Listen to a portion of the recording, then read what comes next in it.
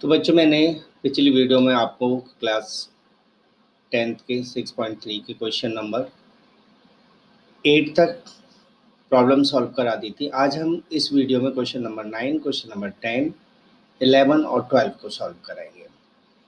तो चलिए स्टार्ट करते हैं, लेकिन स्टार्ट करने से पहले आपसे यही रिक्वेस्ट है कि आप इस वीडियो को लाइक, शेयर और सब्सक्राइब करना ना भूलें।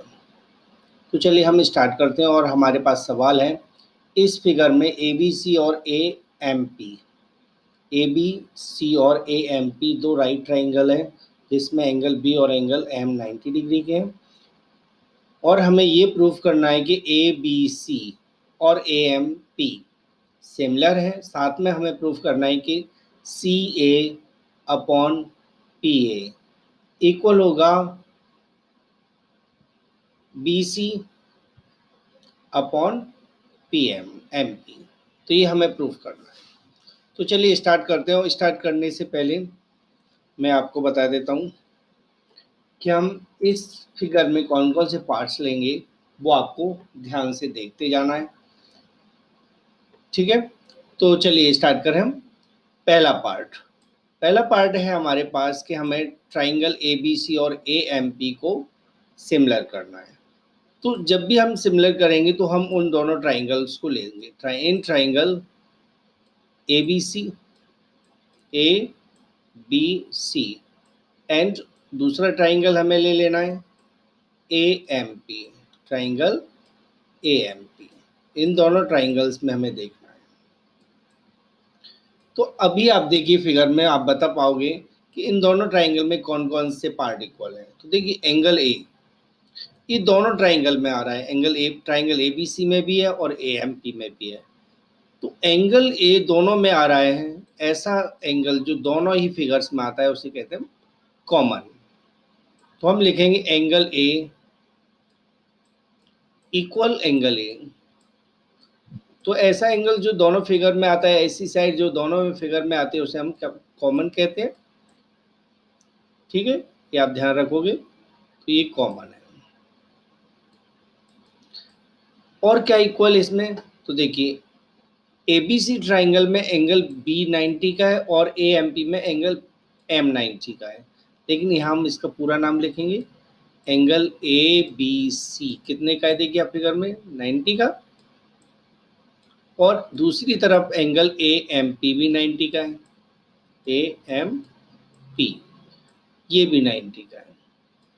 तो इससे दोनों ट्राइंगल सिमिलर हो जाएंगे और ये हमारा हो गया ईच 90 डिग्री।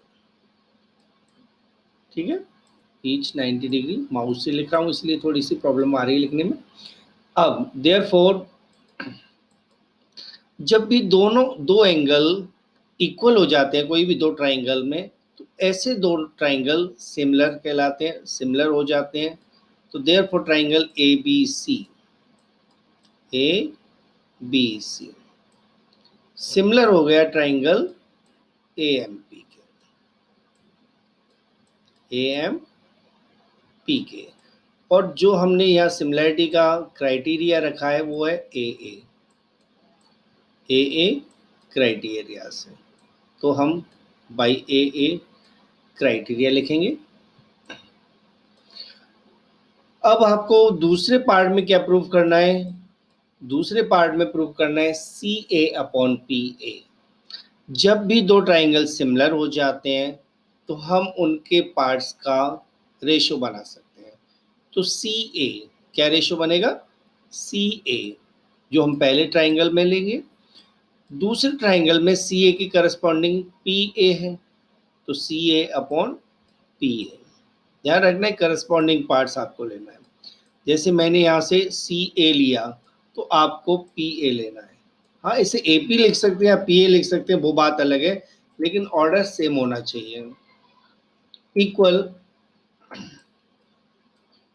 अब दूसरा पार्ट हमें BC चाहिए तो BC यहाँ मिल जाएगा और BC के करस्पॉन्डिंग है MP, BC अपॉन MP। ये दूसरा पार्ट हो गया। और जब हम सिमिलर ट्राइंगल की कोई भी पार्ट का रेशो बनाते हैं या एंगल्स को इक्वल लिखते हैं तो उसे हम कहते हैं CPST। क्या कहेंगे, C for corresponding, P for part, S for similar and T for triangle. तो corresponding parts of similar triangles, ये दोनों, ये पूरा प्रूफ हो गया। अब आते हैं हम क्वेश्चन नंबर 10 पर। तो क्वेश्चन नंबर 10 में है कि CD और GH, CD और GH एंगल C और एंगल G के बाइसेक्टर्स हैं ट्राइंगल ABC और EFG में। जहां D पॉइंट है वो AB पर है और H पॉइंट है वो FE पर है, ये गिवन है। साथ में ये भी गिवन है कि ट्राइंगल ABC और FEG सिमिलर है, ABC और FEG सिमिलर ट्राइंगल, ये भी हमें दिया हुआ है। अब हमें प्रूफ क्या करना है, तो CD upon GH, CD upon GH यानी ये side upon GH equal AC upon FG, ये दोनों सिमिलर करना है। तो चलिए हम स्टार्ट करते हैं। इसको सिमिलर करने के लिए तो देखिए ये दोनों साइड्स कौन कौन से ट्राइंगल में आ रही है, तो AC और DG ट्राइंगल ACD में आ रही है, FG और HG FGH में आ रहे हैं। तो हमें इन दोनों ट्राइंगल को सिमिलर करना होगा। तो हम चलिए पहला पार्ट करते हैं, इन ट्राइंगल। तो हमें लिखना है इन ट्राइंगल, कौन सा ट्राइंगल यूज करना है, मैंने अभी बताया था ACD, ACD। और दूसरा ट्राइंगल हमें यूज करना है, वो ट्राइंगल है ट्राइंगल FGH। तो इन दोनों ट्राइंगल में अब आप सोच सकते हैं क्या क्या हमें इक्वल दिया हुआ है। तो इसमें इक्वल दिया हुआ है एंगल A इक्वल है एंगल F के, और ये इक्वल इसलिए क्योंकि ABC ट्राइंगल, कौन सा ट्राइंगल ABC सिमिलर है ट्राइंगल FEG के। तो FEG और FEG और ABC सिमिलर होने की वजह से एंगल A और एंगल F इक्वल हो जाएंगे CPST से। तो एंगल A और F इक्वल हो गए। अब दूसरा एंगल और चाहिए हमें, तो C एंगल G के इक्वल है,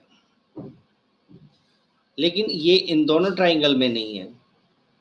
तो हम देखेंगे एंगल ACD, कौन सा ACD, ये इक्वल होगा एंगल FGH के, एंगल FGH के। अब ये दोनों इक्वल क्यों हैं, क्योंकि एंगल C और एंगल G इक्वल है, एंगल C और G इक्वल है। एंगल C का हाफ एंगल ACD है और एंगल G का हाफ, कौन से का, एंगल G का हाफ एंगल FGH है। ठीक है, तो ये दोनों इक्वल। जब दो एंगल इक्वल हो जाते हैं तो ट्राइंगल सिमिलर हो जाते हैं। तो देयरफॉर ट्राइंगल ACD, विच ट्राइंगल ACD सिमिलर हुआ ट्राइंगल FGH के, FGH। तो जब ये दोनों ट्राइंगल सिमिलर हो गए, और ये सिमिलरिटी का क्राइटेरिया है यहाँ पर AA बाई AA सिमिलरिटी। जब दो ट्राइंगल इक्वल हो जाते हैं तो उनकी करस्पॉन्डिंग साइड्स का रेशो सेम हो जाता है, और उसी से हमें ये रेशो निकालना है। तो CD पहले ट्राइंगल से लिया, करस्पॉन्डिंग है CD के GH, तो CD अपॉन GH इक्वल हो जाएगा AC, करस्पॉन्डिंग है FG, तो इक्वल हो गया AG upon AC upon FG, क्या है AC अपॉन FG। तो AC पहले ट्राइंगल में से है और FG दूसरे ट्राइंगल में से। और ये पहला पार्ट प्रूफ हो गया। देखिए यही प्रूफ करना था ना हमें, तो ये पहला पार्ट प्रूफ हो गया। अब हम सेकंड पार्ट को प्रूफ करेंगे, तो इसको यहाँ से डिलीट मारते हैं। सेकंड पार्ट DCB, कौन सा? DCB, यानी ये ट्राइंगल हमें HEG के सिमिलर करना है। तो सेकंड पार्ट हम सॉल्व करेंगे। इन ट्राइंगल, तो हमें वो दोनों ट्राइंगल लेना है। इन ट्राइंगल DCB, कौन सा लेना है? DCB। और दूसरा ट्राइंगल हमें लेना है यहाँ, ट्राइंगल HGE। अब इन दोनों में क्या क्या इक्वल है ये आपको देखना है। तो इन दोनों में इक्वल है एंगल B, इक्वल है एंगल E के, है ना? क्यों इक्वल है? क्योंकि मैंने आपको पहले ही बताया था कि ट्राइंगल ABC सिमिलर है ट्राइंगल FEG के। तो ये सिमिलर होने की वजह से इनके करस्पॉन्डिंग पार्ट्स इक्वल हो जाएंगे। और कौन सा एंगल इक्वल है? तो देखिए एंगल BCD, BCD जो पहले ट्राइंगल में है, ये C का हाफ है, BCD ये एंगल इक्वल होगा एंगल EGH, एंगल EGH। और एंगल EGH है वो एंगल G का हाफ है। ठीक है। अब क्यों इक्वल है? क्योंकि एंगल C और G इक्वल है। और दूसरे एंगल C का हाफ एंगल BCD है और एंगल G का हाफ एंगल EGH। तो देयरफॉर ट्राइंगल DCB, कौन सा? DCB सिमिलर हो जाएगा ट्राइंगल DCHGE, कौन सा? HGE के सिमिलर हो। और यहाँ आपने क्राइटेरिया कौन सा यूज किया? AA सिमिलरिटी का। ठीक है।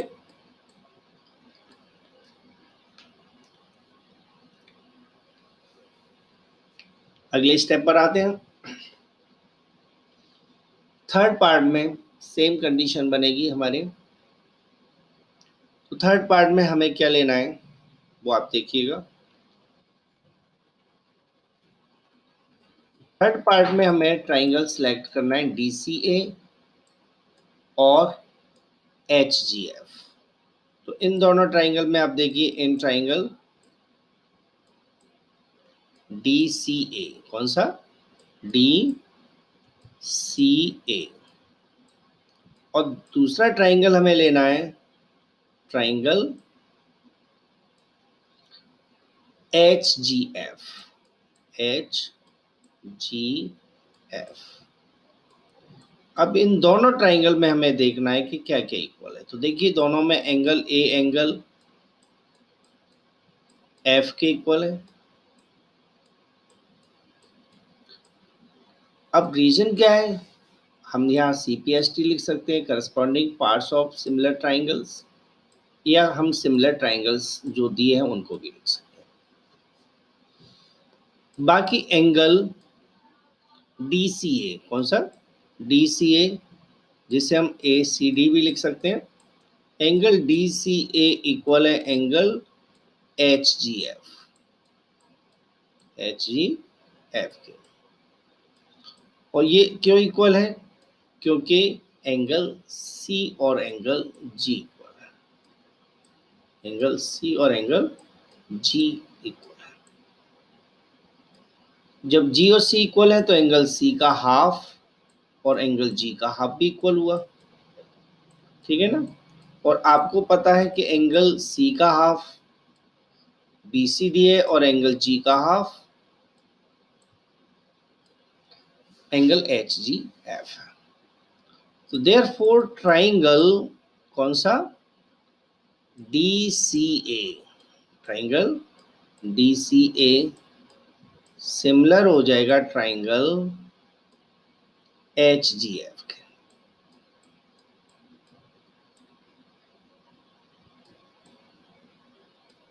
दोनों सिमिलर हो गए और रूल है यहाँ ए ए सिमिलरिटी। तो इससे तीसरा पार्ट भी इसका सिमिलर हो गया। तो ये क्वेश्चन कंप्लीट हुआ। हमने सेकंड पार्ट भी सिमिलर कर दिया था, हमने थर्ड पार्ट भी सिमिलर कर दिया और पहला हमने रेशो भी निकाल दिया। अब आते हैं हम क्वेश्चन नंबर 11 पर। क्वेश्चन नंबर 11 में जो ये फिगर दिया हुआ है, इसमें ये कहा है कि ई जो पॉइंट है वो सी बी को बढ़ाने पर एक पॉइंट है और A B side A C side के इक्वल है। ए डी बी सी पर परपेंडिकुलर है और ई एफ ए सी पर परपेंडिकुलर है। प्रूफ करना है कि A B D triangle A B D A C D के इक्वल होगा। तो देखिए मैं इस एंगल को नाम दे देता हूँ 1 और इस एंगल को नाम दे देता हूँ 2, ठीक है। इसको नाम दे देता हूँ मैं 3 जो 90 डिग्री एंगल से बना हुआ है और जो इधर 90 एंगल से बना है उसको नाम दे दिया मैंने 4, ठीक है। उधर को नहीं, हमें इधर के एंगल को देना है, ठीक है। इधर के को एंगल 4 दे देते हैं क्योंकि हमें ए बी डी ट्राइंगल लेना है ना, ए बी डी। तो सबसे पहले तो आप ये देखिए कि ट्राइंगल में कौन सा triangle, in triangle A B C. सबसे पहले आप ए बी सी ट्राइंगल में देखोगे, A B C. A B C triangle में आपको कहा गया है कि A B A B side है वो ए सी के इक्वल है, ऐसा हमें दिया हुआ है, यहाँ दिया हुआ है, ठीक है ना। और जब दो साइड ट्राइंगल में इक्वल होती हैं तो उसके सामने के एंगल भी इक्वल हो जाते हैं, यानी एंगल 1 और एंगल 2 इक्वल हो जाएंगे। कारण sides opposite to equal angles, sides opposite to equal angles, ठीक है। राइटिंग समझ जाना क्योंकि ये माउस से लिखना पड़ रहा है ना, इसीलिए थोड़ी सी राइटिंग साफ नहीं आ रही है, और आप समझ जाइए। Sides opposite to equal angles, तो एंगल 1 इक्वल एंगल 2। अब आपको लेना है ट्राइंगल, इन ट्राइंगल जो हमें ट्राइंगल प्रूफ करने हैं, तो ट्राइंगल ए बी डी लेना है। तो in triangle A B D और दूसरा ट्राइंगल लेना है हमें ट्राइंगल ई सी एफ।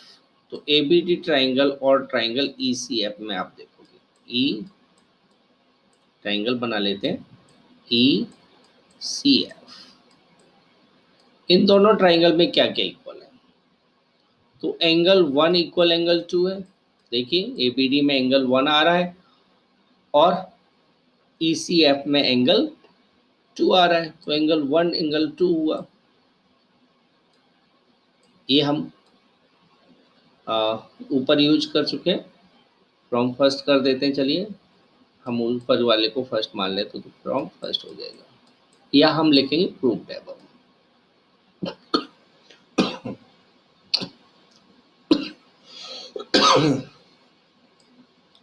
साथ में एंगल 4 है वो एंगल 3 के इक्वल है। 4 एंगल है वो एंगल ए बी डी में है और 3 एंगल है वो ई एफ सी में है।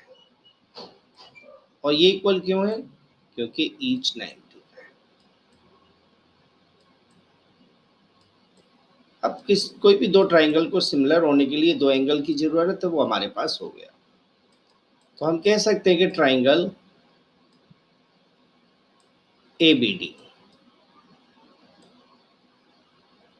सिमिलर हो जाएगा ट्राइंगल ई सी एफ, और रूल है यहाँ बाई ए ए सिमिलरिटी, ठीक है। ये प्रूफ हो गया।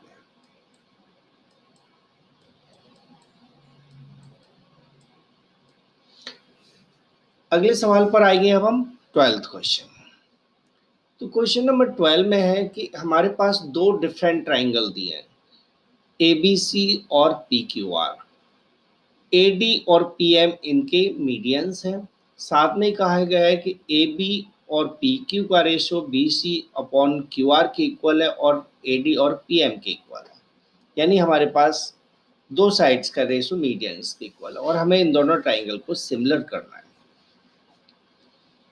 सिमिलर करने से पहले हम देखें ध्यान से, तो ए बी सी और पी क्यू आर में हमें देखिए ए बी पी क्यू के रेशो में है, क्यू आर, ये मैं क्यू आर पूरे के लिए लगा रहा हूं, क्यू आर बी सी के रेशो में है, यानी B C upon Q R. और ए डी जो है मीडियन वो पी एम के रेशो में। अब हमारे पास यदि हम पूरे ट्राइंगल को देखें तो A B upon P Q B C upon Q R के इक्वल है। यदि हमारे पास एंगल बी और क्यू इक्वल हो जाता तो ट्राइंगल ए बी सी और पी क्यू आर को सिमिलर करना बहुत ही आसान हो जाता है, क्योंकि तब रेशो बन जाता एस ए एस। तब हमारे पास कंडीशन बन जाती एस ए एस। ठीक है ना। तो हमें एंगल बी और क्यू को किसी न किसी तरह से इक्वल लाना है, बी और क्यू को इक्वल लाना है। तो कैसे लाएंगे, देखिए हम इसी रेशो को यूज करेंगे। ठीक है, इसी रेशो को यूज करेंगे। तो मैं चलो इस ट्राइंगल के सिंबल को तो यहाँ से हटा लेता हूँ, मैं पहले इस रेशो को लिख लेता हूँ, A B upon P Q, B C upon Q R. ठीक है, B C upon Q R. और तीसरी साइड का रेशो दिया है हमें, तीसरा रेशो दिया है A D upon P M, A D upon P M. अब किसी न किसी तरह से मुझे ए बी डी और पी क्यू एम ट्राइंगल को सिमिलर करना होगा यदि एंगल बी और क्यू को इक्वल लाना है। तो A B upon P Q, B C upon Q R और A D upon P M. अब मैं ये देखता हूँ कि ए बी और A B P Q A D P M है, तो मैं कुछ चेंजिंग करूँगा नहीं और कर नहीं सकता क्योंकि इसके पार्ट्स नहीं है हमारे पास। लेकिन बी सी को आप देखोगे तो ए डी मीडियन है, ए डी मीडियन है, तो बी सी है वो बी डी का डबल हो जाएगी, बी सी बी डी का डबल हो जाएगी। तो देखिए आप A B upon P Q, clear है। यहाँ जो बी सी लिखा हुआ है उससे मैं लिख देता हूँ टू बी डी। मैंने अभी बताया ना कि मीडियन है, तो क्लियर है कि डी मिड पॉइंट हुआ, तो जब डी मिड पॉइंट है तो बी डी का डबल बी सी हुआ। ऐसे हम क्यू आर को देखें तो ये टू क्यू एम हो जाएगा। बाकी हमें ए डी और पी एम को एज इट रखना है, A D upon P M. ठीक है, टू से टू कैंसिल कर दीजिए। अब क्या बचा हमारे पास, A B upon P Q, साथ में हमारे पास आएगा B D upon Q M, B D upon Q M, और इक्वल हो जाएगा A D upon P M के। अब इन तीनों साइडों को ध्यान से दें, न्यूमरेटर में एक ट्राइंगल की साइड है, डिनोमिनेटर्स में एक ट्राइंगल की साइड है। ए बी, बी डी और A D, A B D triangle की साइड है, पी क्यू, क्यू एम और P M P Q M triangle की साइड है। और जब दो ट्राइंगल की साइड्स यानी किसी एक ट्राइंगल की साइड किसी दूसरे ट्राइंगल की करस्पॉन्डिंग साइड्स के सेम रेशो में होती हैं तो दोनों ट्राइंगल सिमिलर हो जाते हैं। तो हम क्या कह सकते हैं, therefore triangle A B D, क्योंकि ए बी डी ट्राइंगल की साइड्स का रेशो हमारे पास आया है, तो triangle A B D similar हो गया ट्राइंगल पी क्यू एम के, पी क्यू एम के सिमिलर हो गया।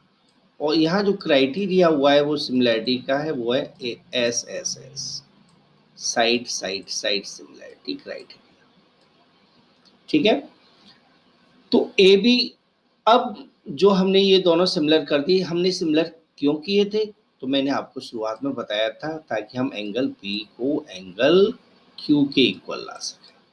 तो इससे एंगल बी एंगल क्यू के इक्वल आ जाएगा सीपीएसटी से। दो ट्राइंगल सिमिलर हो जाते हैं तब उसमें सीपीएसटी का रूल लागू हो जाता है।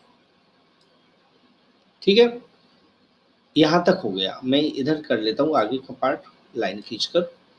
अब आपको क्या करना है, देखिए हमें पी और बी और क्यू का रेशो ही तो चाहिए, वो बी इक्वल क्यू ही तो चाहिए था एंगल बी एंगल क्यू के, क्योंकि रेशो तो हमारे पास पहले से ही दिया हुआ है।